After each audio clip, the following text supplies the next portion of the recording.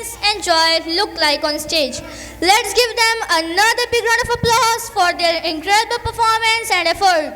As we continue this vibrant evening, we now present a thought-provoking speech on war and peace, a topic that touches both the past and the present. To share her insightful perspective, I invite Hira Khan from class 5th to the stage. Let's show her our encouragement with a round of applause as she shares her thoughts with us. Today I want us to explore two powerful words that have shaped our world, war and peace. As simple as these words may seem, they carry within them the power to destroy and to heal, to separate and to unite. Imagine a world where every nation, every person stands on the edge of a conflict. War in its many forms is often painted with patriotism and bravery, but beneath it lies pain, loss and destruction. Homes are shattered, lives are lost, and dreams vanish like smoke. The sadness and emptiness left behind by war cannot be measured, and the scars it leaves on hearts and lands can take centuries to heal. But why does war happen? It happens when people and countries stop listening to each other. When we believe that our way is the only right way, we shut the doors to understanding. When pride and greed grow stronger than kindness and respect, war can seem like the easiest solution. We see this in history and in our world today. Too often, leaders seek victory instead of compromise, power instead of peace. Now, let's turn to peace. Unlike war, peace is not loud or forceful. It does not need weapons or armies. Peace is quiet yet incredibly strong. It's the soft healing touch that helps the world breathe again after war. When peace is present, people can dream, children can grow up safe, and nations can focus on building instead of destroying. Peace is the true hero of our world, though we do not always recognize it. Peace is not just a word or an absence of fighting. True peace is a way of life. It's choosing kindness over cruelty, understanding over anger. It's about talking and listening. Even when we disagree, just think about it. How often do fights happen? Because someone feels unheard, whether it's between friends, families, or entire countries. Peace begins when we listen and understand each other.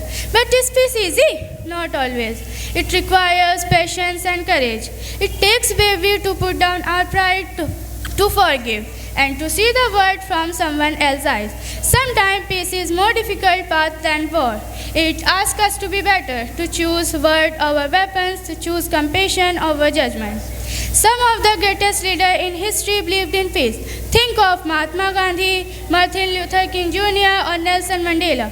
These were people who knew the pain of conflict. Yet they believed that peace was worth fighting for, not with faith, but with love and persistence. They taught us that real strength is not in fighting others, but in keeping peace alive.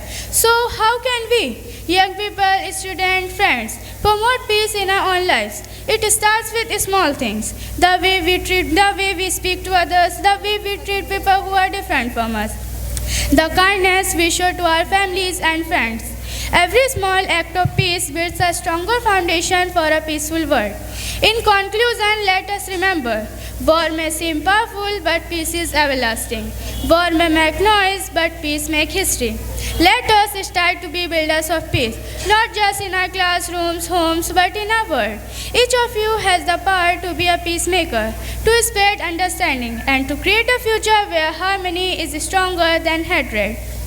We must remember a quote by John F. Kennedy: mankind must put an end to war, or war will put an end to the mankind.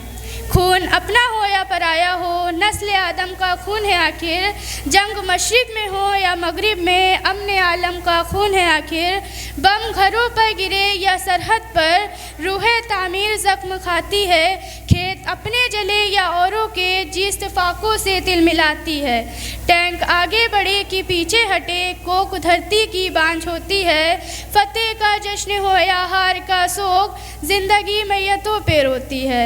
जंग तो खुद ही एक मसला है, जंग क्या मसलों का हल देगी, आग और खून आज बख्शेगी, भूख और एहतियास कल देगी। इसलिए ए शरीफ इंसानों, जंग टलती रहे तो बेहतर है, आप और हम सभी के आंगन में शम्मा जलती रहे तो बेहतर है। Thank you. Just witnessed Hira has reminded us of the profound and devastating impacts of war, not only on nations but also on humanity.